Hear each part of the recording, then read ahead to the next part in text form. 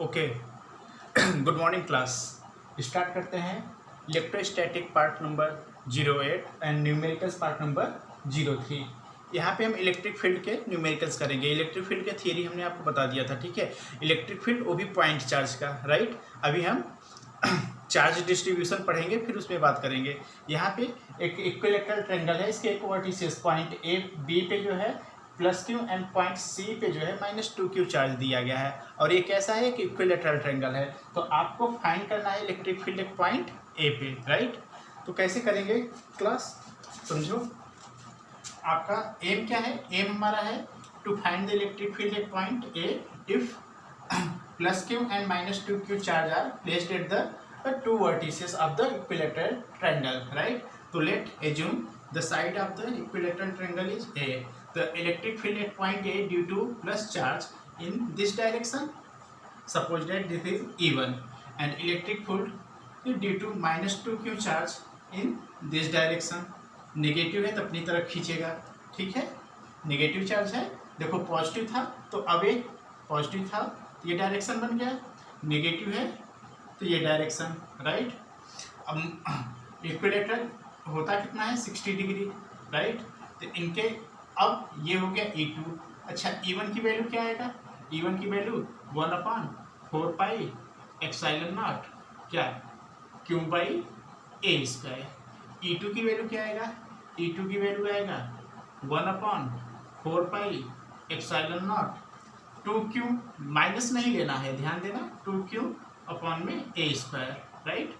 2Q/A²। Clear है। Negative sign आपको नहीं लेना है।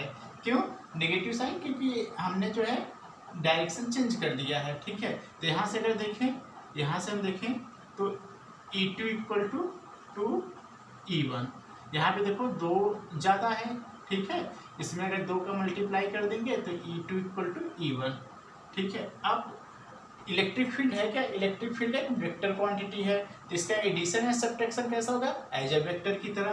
तो ये E2 है, ये E1 है, तो इनका रिजल्टेंट इनके बीच से जाएगा E नेट, ठीक है, E नेट। अब E नेट ये एंगल कितना होगा?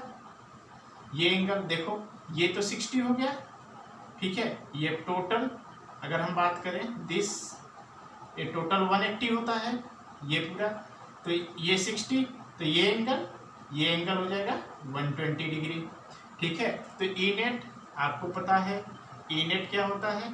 रूट में E1² plus E2² plus 2E1 E2 cos theta, और यहाँ थीटा की जगह क्या है? 120 डिग्री। देखो ये एंगल उन दो वेक्टर के बीच का होता है। जैसे अगर हम बोले कि एक वेक्टर E1 ये है और दूसरा वेक्टर E2 ये है, तो इनका रिजल्टेंट इनके बीच से जाएगा और ये एंगल लेते हैं जो 120 डिग्री है। बात समझ में आ गया, ठीक है। तो मेरे प्यारे बच्चों, अब हमारा काम क्या है कि E2 की जगह 2E1 पुट कर देना है, ठीक है। तो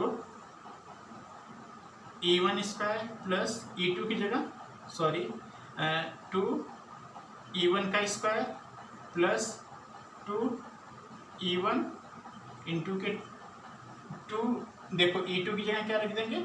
2E1, और cos 120 होता है -1/2, ठीक है।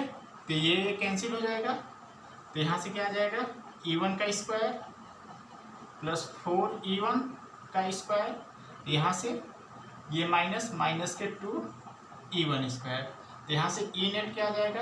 E नेट देखो 5 - 2 3E1², मतलब E1 रूट में 3, ठीक है। तो यहाँ पे करते हैं E नेट =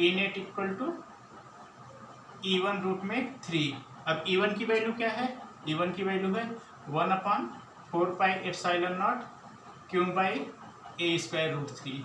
ये आ गया E नेट मैग्नीट्यूड। अब अगर डायरेक्शन आपसे पूछे तो भैया डायरेक्शन क्या होगा?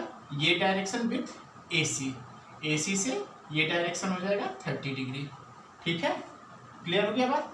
तो पहला क्वेश्चन समझ में आ गया, ओके क्लास। और नेक्स्ट क्वेश्चन हम करते हैं।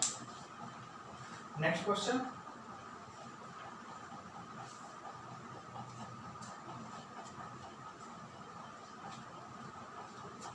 ओके, रब कर दे। चलो,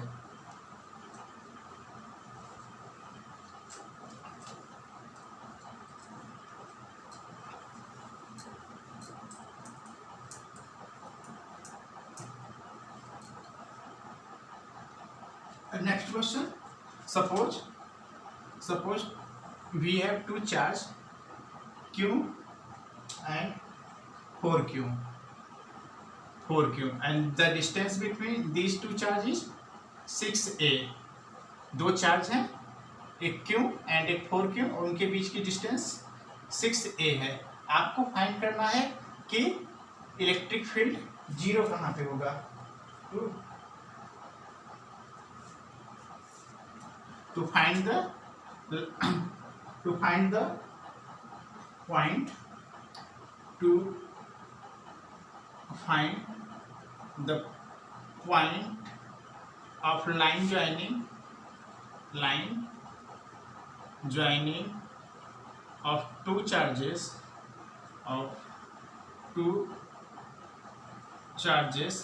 where the electric field is zero, right. आपको पॉइंट निकालना है जहाँ पे इलेक्ट्रिक फील्ड क्या हो, जीरो हो। ठीक है, कोई बात नहीं, निकाल लेते हैं। क्वेश्चन है, नोट कर लो, मैं रफ करता हूँ। ठीक है, दो चार्ज हैं Q एंड 4Q, जिनके बीच की डिस्टेंस क्या है, 6a है। तो आपको पॉइंट निकालना है जहाँ पे इलेक्ट्रिक फील्ड जीरो हो जाए। ठीक है, तो अब हम इसे रफ कर लेते हैं, सॉल्व करते हैं। देखो, सपोज है ये पॉजिटिव है, ये पॉजिटिव है। अगर हम यहाँ पे कोई पॉइंट ले लें तो इससे इलेक्ट्रिक फील्ड अवे इस साइड हो जाएगा, इससे इलेक्ट्रिक फील्ड अवे इस साइड। मान लो E1 हो गया, E2, दोनों सेम डायरेक्शन है, कभी जीरो होगा कभी जीरो होगा नहीं, यहाँ लेना ही नहीं है। सिमिलरली यहाँ पे ले लें तो इससे इलेक्ट्रिक फील्ड इधर हो जाएगा, अवे पॉजिटिव है तो अवे पॉइंट से दूर होगा, इस चार्ज से अवे पॉइंट से दूर होगा। तो क्या कभी जीरो होगा, कभी नहीं होगा। तो इसका मतलब ये नोट करके याद कर लो मेरे बच्चे, जब दो पॉइंट चार्ज प्लस प्लस हो तो हमेशा इलेक्ट्रिक फील्ड उनके बीच में ही कहीं जीरो होगा। तो आउटसाइड तो लेना ही नहीं है। क्लियर हो गया बात, आउटसाइड लेना ही नहीं है। चलो, तो क्या करते हैं, बीच में एक पॉइंट ले लेते हैं, बीच में एक पॉइंट ले लेते हैं। तो हमने सपोज कर लिया कि x डिस्टेंस पे ये पॉइंट यहाँ पे जीरो होगा, सपोज कर लिए। तो ये x, तो ये पूरा 6a, तो ये डिस्टेंस 6a माइनस एक्स। अब अगर ये इससे इस चार्ज से इस पॉइंट से अवे इलेक्ट्रिक फील्ड इस डायरेक्शन में, इस चार्ज से इस पॉइंट पे अवे इलेक्ट्रिक फील्ड इस डायरेक्शन में। ठीक है, तो ये तभी जीरो होगा जब E1 इक्वल टू E2, तभी जीरो होगा net electric field. Net electric field आप ऐसे कर सकते हो, net electric field E net क्या हो रहा है, ई नेट जीरो, मतलब E1 इक्वल टू E2। तो E1 की वैल्यू क्या हो जाएगा, 1/4 एप्सिलॉन नॉट Q अपॉन में x square. Electric field due two point charge at any particular point 1/4 epsilon not 4Q upon में 6a माइनस एक्स का whole square. ये cancel. ठीक है मेरे प्यारे बच्चों, यहाँ से क्या आया, Q by x square equal to 4Q by 6 minus a का होल स्क्वायर। अब ये Q से Q कैंसिल हो गया, तो 1/में एक्स स्क्वायर इक्वल टू 4 में 6a माइनस एक्स का whole square. That means 1/x का होल स्क्वायर इक्वल टू 2 में 6a माइनस एक्स का होल स्क्वायर कैंसिल। इसको ऊपर लिख देते हैं बच्चों, तो 1/x इक्वल टू 2 में 6a माइनस एक्स। तो इसका मल्टीप्लाई इधर करो, 6a minus x equal to 2x, तो 6a इक्वल टू 3x, तो x की वैल्यू आ गया 2a। तो इसका मतलब मेरे प्यारे बच्चों कि यहाँ से 2a डिस्टेंस पे जाके ये इलेक्ट्रिक फील्ड जीरो हो जाएगा। कहाँ से, प्लस वाले Q चार्ज से। और अगर 4Q चार्ज से पूछे तो 4a डिस्टेंस पे। क्लियर हो गया बच्चों, ओके। अगला क्वेश्चन रब कर दे। चलो,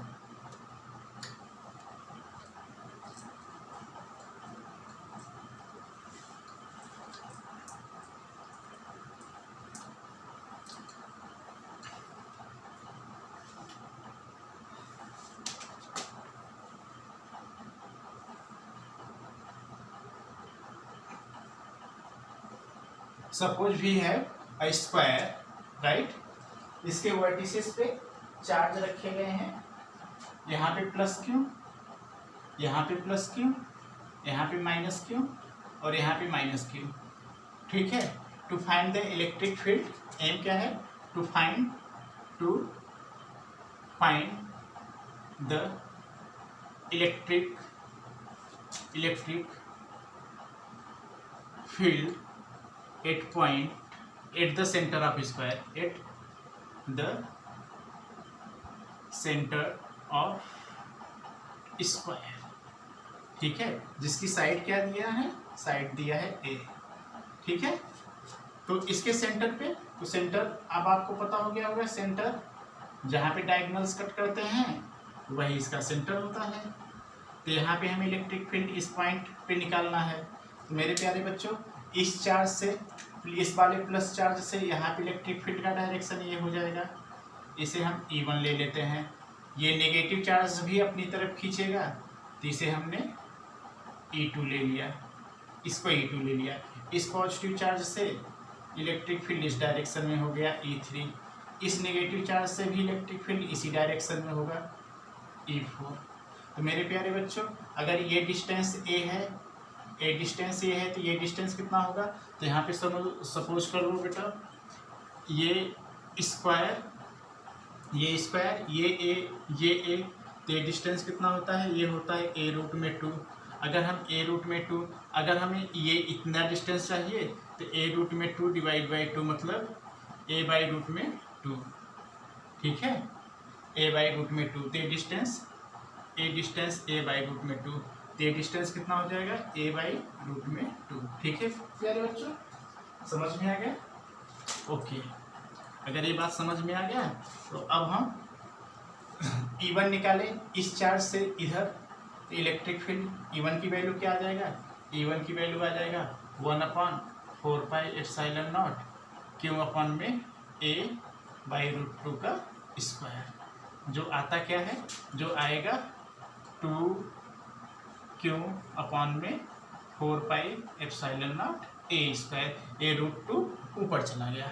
ऐसे ही अगर E2 निकालेंगे तो ये डिस्टेंस वही है 1/4πε0 क्यू अपन में A√2 का होल स्क्वायर, जो आएगा 2Q अपन में 4πε0 A²।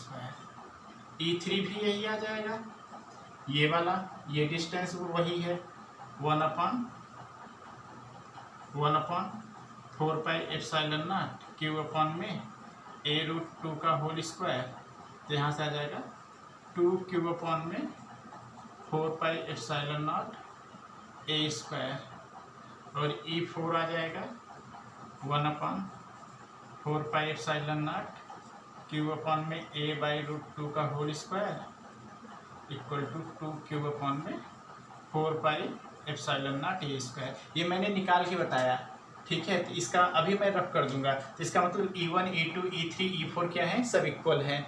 E1, E2, E3, E4 सब इक्वल हैं, जिसकी वैल्यू A है। तो मैं इन सबको हटा के सिर्फ एक लिख दो, कोई दिक्कत नहीं होना चाहिए, ठीक है मेरे प्यारे बच्चों। तो ओके, मैं इसे रफ कर देता हूँ, इसको रफ कर देता हूँ, ठीक है। अब मुझे बताओ कि हम अगर ये लिख दें, E1 equal to E2 equal to E3 equal to E4 equal to 2Q/4πε0 A²। कोई दिक्कत नहीं। अब मेरे प्यारे बच्चों ये बताओ कि देखो E1 E2 इधर जा रहा है, E3 E4 इधर जा रहा है, तो इनका रिजल्टेंट इनके बीच से जाएगा कहीं, ठीक है, इनका रिजल्टेंट इनके बीच से कहीं पे जाएगा। तो चलो निकाल लेते हैं। तो E1 E2 सेम डायरेक्शन में है, तो चलो दोनों E-नेट, इन दोनों का E-नेट क्या हो जाएगा, E-नेट 1 ले लेते हैं, तो E1 प्लस E2, तो कितना हो जाएगा, ये दोनों सेम है तो 2E मान लिया, ठीक है। ऐसे E-नेट इनका, इन दोनों का सेम डायरेक्शन में है, E-नेट 2 ले लेते हैं, तो E-नेट 2 क्या आ जाएगा, E3 plus E4 equal to 2E। क्यों प्यारे बच्चों, क्योंकि ये सब इक्वल हैं, तो हमने मान लिया क्यों E है, ठीक है। अब बच्चों इधर से ए आया ई नेट, टू इधर से आया ये ई नेट 1, तो इनका ये दोनों वेक्टर हैं, तो इनका रिजल्टेंट इनके 20 से जाएगा, इनका रिजल्टेंट इनके 20 से जाएगा। इसको अगर हम मान लेते हैं x1, इसको मान लेते हैं x2 as a calculation easy करने के लिए। तो अब ई रिजल्टेंट ई आर हम लिख देते हैं ई रिजल्टेंट। तो ई रिजल्टेंट क्या आएगा, ई रिजल्टेंट प्यारे बच्चों आएगा, अब इनके बीच का ये एंगल पता है, ये एंगल 90 डिग्री, ये एंगल 90 डिग्री। तो ई नेट 1 का स्क्वायर प्लस ई नेट 2 का square plus 2 E net 1 and E net 2 और कॉस 90 डिग्री। कॉस 90 की वैल्यू 0 होती है, तो ये क्वांटिटी पूरी 0। ई नेट ये दोनों सेम हैं, तो यहाँ पे 2e का स्क्वायर प्लस 2e का स्क्वायर, तो मेरे प्यारे बच्चों क्या आ जाएगा यहाँ से, रूट में 8e स्क्वायर, रूट में 8e स्क्वायर। तो यहाँ पे लिख देते हैं प्यारे बच्चों, ई आर क्या आ जाएगा, ई आर आ जाएगा 2 रूट में 2e रूट में 2। तो e की वैल्यू ये पुट कर देंगे तो हमारा आंसर आ जाएगा। e की वैल्यू ये e ही तो है, ठीक है। e की वैल्यू यहाँ पे पुट कर लेते हैं तो ई आर आ जाएगा, ठीक है। तो ई आर क्या आ जाएगा प्यारे बच्चों, ई आर आ जाएगा, यहाँ पे 2 रखेंगे तो 4 क्यों रूट में 2 अपॉन में 4 pi epsilon not a square, 4 से 4 कैंसिल, तो आ जाएगा क्यों रूट में 2 अपॉन में pi epsilon not a square, ठीक है प्यारे बच्चों। अब अगर ये वीडियो आपको अच्छा लगा तो आप अपने दोस्तों के साथ शेयर करो इसको, और चैनल को सब्सक्राइब करो, लाइक करो इस वीडियो को, ठीक है। और कमेंट में अपने सजेशन को ज़रूर लिखो, क्योंकि आपके सजेशन ही इस चैनल को ग्रोथ दिला सकता है, ठीक है। हमें आपके सजेशन की बहुत ज़्यादा ज़रूरत है। Thank you class, thank you मेरे प्यारे बच्चों।